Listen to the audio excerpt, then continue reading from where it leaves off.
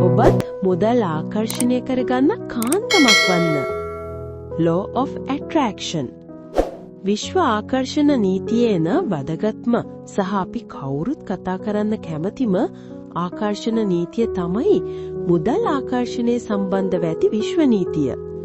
ලෝකයේ සක්සස් වූ බොහෝ පුද්ගලයින් මෙය සැබවින්ම තම පෞද්ගලික ජීවිතය තුළ අත්හදා බැලුවන්. ඔබත් සල්ලි තියෙන්න නම් වාසනා හෝ පොහොසත් පවුලක ඉපදෙන්න ඕනේ කියලා හිතන කෙනෙක්ද? ඔබ වැරදි.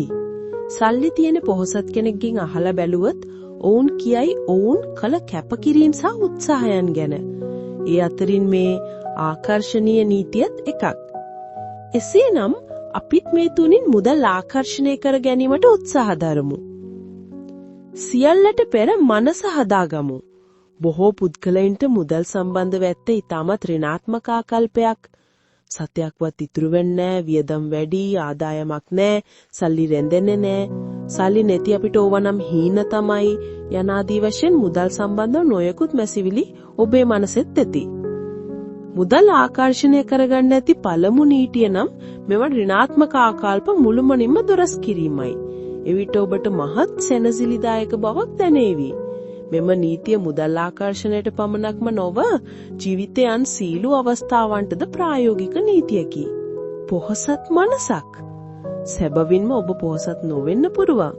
විශාල මන්දිරයක්, සුඛෝපභෝගී වාහනයක්, ප්‍රණීත ආහාර පාන, නවීන ඇඳුම් පැළඳුම් ඔබට සැබෑ ජීවිතේ නැති වෙන්න පුළුවන්.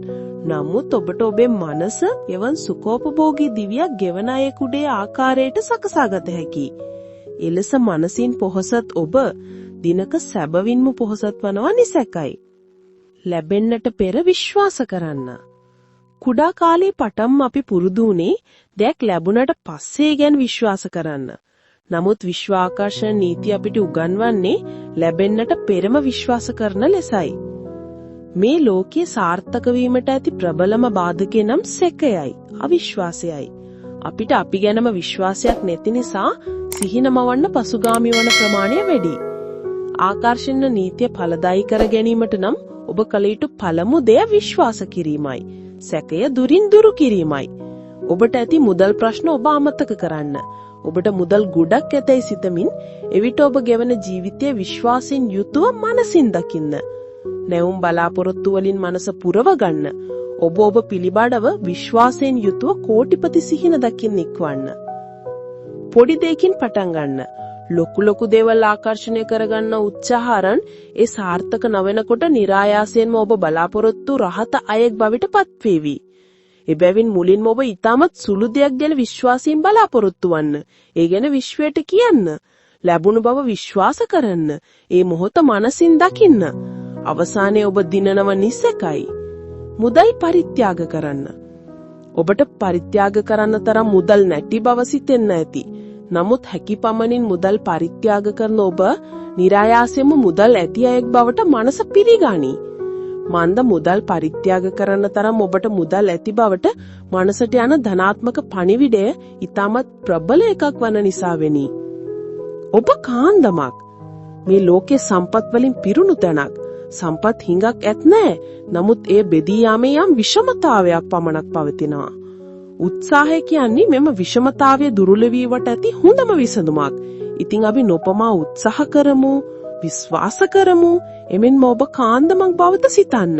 එබැවින් මුදල් ඔබට ආකර්ෂණය වන බවත් විශ්වාස කරන්න. සෑම දිනයක්ම මනසින් ඔබ ඔබේ සාර්ථකත්වයේ දකින්න, සිහිනමවන්න. ඒ ඔබ එබ්බැහිකමක් වන තරමට මනසට හුරු කරන්න. ඔබේ සාර්ථකත්වයේ සටහන් කරන්න. ඔබ මුදල් ආකර්ෂණය කර ගැනීම හැකියාව ඇති කාන්දමක් බව තරයේම විශ්වාස කරන්න. මේ නම් ආකර්ෂණ නීතිය ඔබ වඩාත්ම ආකර්ෂණීය නීතියයි. එසේනම් මේ දැන්ම ඔබ ඔබේ මනස දියුණු කරන්න, හුරු කරන්න, මනසට පොහොසත් පණිවිඩ දෙන්න. දවසින් දෙකෙන් ප්‍රතිඵල නොලැබෙන්නව සෑවයි. නමුත් එක දිගටම ඔබ කාලයක් තිස්සේ මේ සම්බන්ධව ඔබ ඔබේ මනසට පුහුණු කරන්න. වෙනදාට වඩා ලැබීම් සහ ඉතිරි කිරීම් සිදුවන විට ඔබත් මේ නීතියට ආකර්ෂණය වේවි.